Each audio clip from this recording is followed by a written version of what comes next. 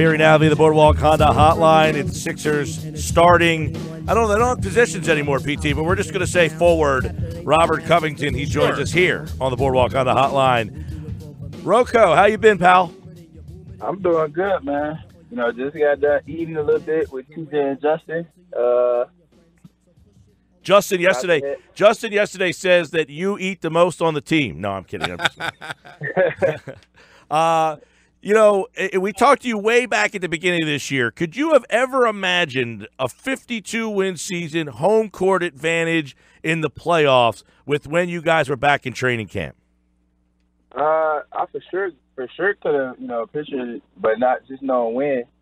But this team has been different compared to what we've done. Like, we clicked on a different level, from the very beginning. So, it was very capable. It's just we believed in it, and we just went out and we grinded, and to finish out the way we did is a testament to all the true hard work that we put in this year. Yeah, the season has been kind of cut up into three parts. You guys got off to the start.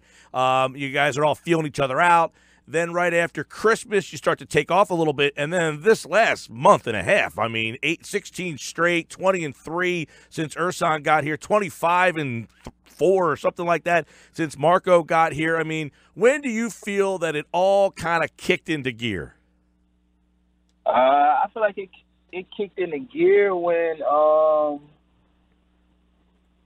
I think as everyone sat up here and just kept, believing in the system, we put the right pieces in the right situation. So, overall, I believe that's when it kind of kicked. We already had a core already, but, to add the pieces that we did, it kind of completed everything.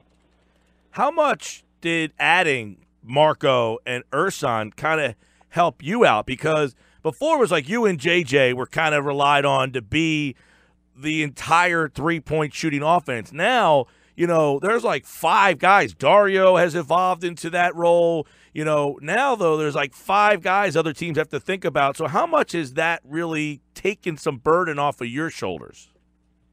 It takes a lot. I have to, each and every night go out and guard, the best player each and every night. So, it helps me a lot. They carry the load a little bit, and it add more depth to our unit. So overall, it's just one of them things where it helps. It gives us more threats on the court. You can't really lock in because we can throw in different lineups. You can throw in different lineups that can sit up here and be interchangeable. They can be interchangeable in so many different ways. So just overall, how we play and the style of play we did to add more threats the way we did, it's amazing. Just to be a part of it. Robert Covington's our guest here on the Sports Bash. Robert, Mike asked you about all the three-point weapons that are out there, but I want to ask you a little bit about your defensive and the defensive side of the floor. Your blocks are up, your steals are up. If you have a night where your shot isn't falling, I guess you can always fall back on your defense. So my question to you would be, how much pride do you take in that side of the floor and your defensive effort? Each and every night. I'm one of the top defenders in the league, and, each and every night I got to make sure that I'm on tip-top shape because, I got to help my team in any way possible. I do the little things, that go unnoticed, but, my teammates understand, how valuable I am, and it starts on the defensive end. That's why I strive at first and foremost. Just going out and, doing the little things as far as, making sure that guys feel me defensively, making a disruption, of other teams' offense. There's so many different things that, goes into that. It's from, helping my coach.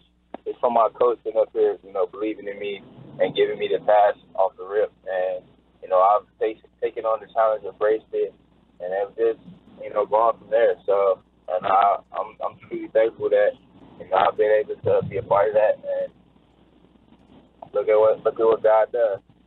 Yeah, look at where it got you. Rocco, you've been around this team, though, when they were in the tough times, when it was 10-win season. How gratifying is it to see you guys advance to where it is now? Did you ever doubt, was there ever a time when it was the lows of the low that you thought, I don't know if it's going to get 52 wins? I mean, come on.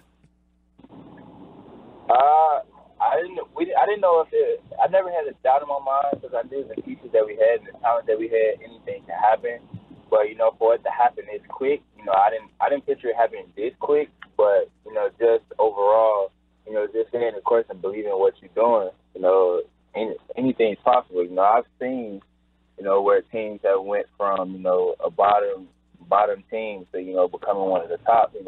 I've been a testament to that my entire career. Just from playing like high school, college. So I've seen it done before. I've been a part of it before. So I know that things will take time, to get to that point. But it's just a matter of believing in it and so going out and executing it, and that's what happened. Yeah, we talked before you came on about Tennessee State, maybe not getting a lot of attention there. If you have the Rio Grande Valley Vipers on your resume, people don't necessarily believe in you. But Brett Brown believed in you, Robert Covington. How much have you seen Coach Brown evolve as a coach? Because it really seems like he's stuck by you, and he's always believed in what Rocco could bring. Coaches would have been one of my biggest supporters. He always told me that you're a true testament to what we've been trying to do here for so long, and you stuck with it, and just having that faith in me and him having that faith in himself to picture how everything went, and just telling me to stay the course. He's seen what I was capable of. He gave me a challenge, and I took that challenge on full throttle. And he's seeing how much I developed, and just to be a part of this journey with him, to embrace that.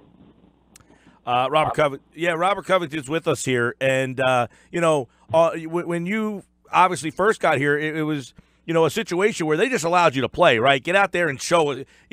What was do you remember the conversation when you first signed here? Going back, what did they say? Like, come in here and prove to us, or let's see what you can do, because it seems like they were just giving guys an opportunity. Go out there and play and see what you can do. I mean, do you remember what they told you when they signed you?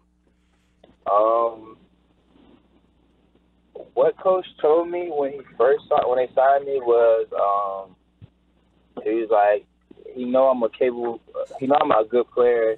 He was like, you're good offensively. You can shoot the ball really well, but he was like, that's not where I want you to focus in. That's not the only thing I want you to focus in on. He was like, things that come on about being able to stay in this league is about putting yourself and making yourself as he always called it, a two-way player. Mm-hmm.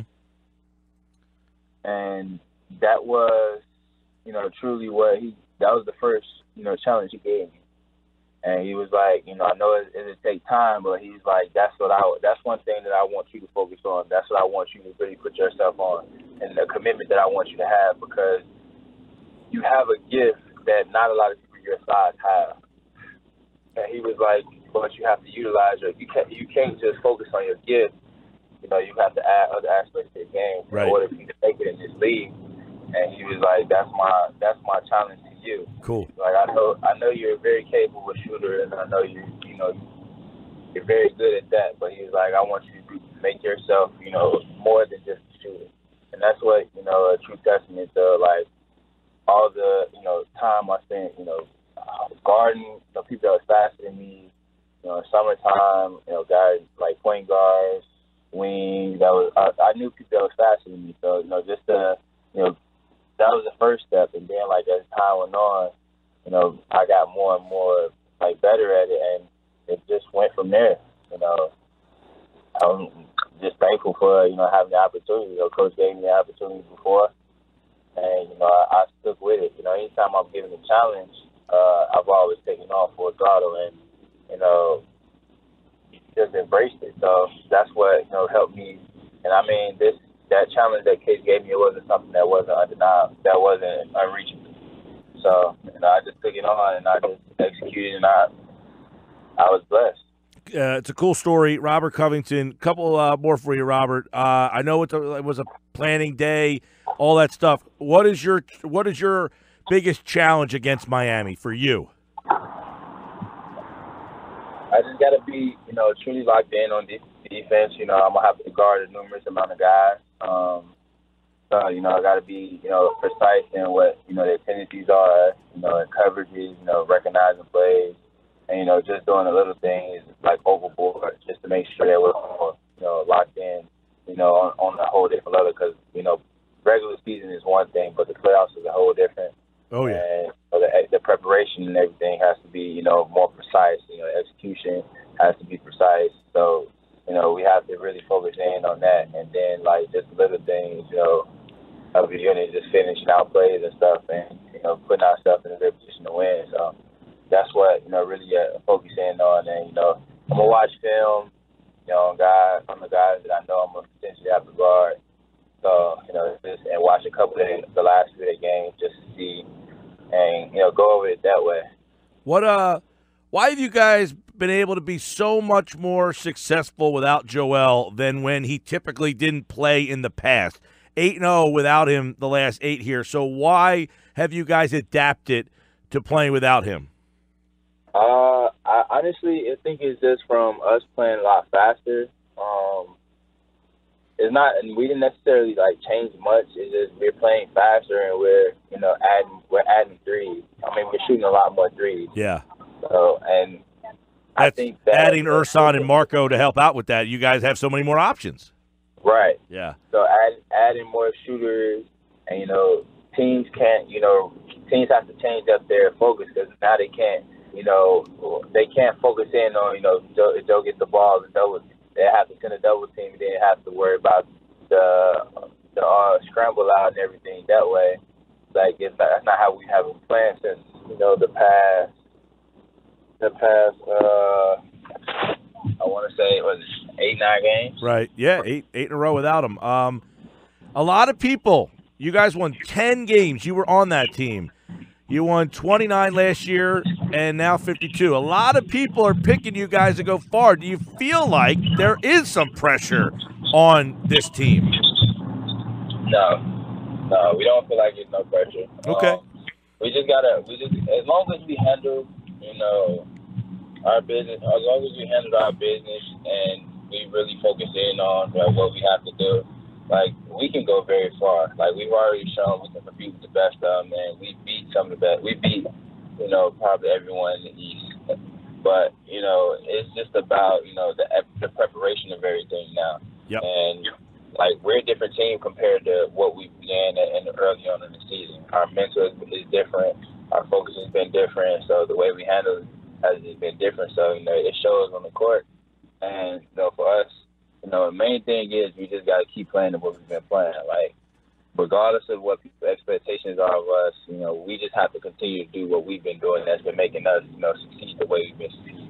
And we can't, get outside of that and not get, complacent or anything. We have to still apply the same pressure that we did before. Robert Covington. By the way, is Joel having too much fun with that mask? Yeah, he is right now. He gave an interview with the mask on the other night. Yeah, I seen that. Robert, good luck in the playoffs, and everyone's juiced up. We're looking forward to the game. Thanks, pal. Thank you.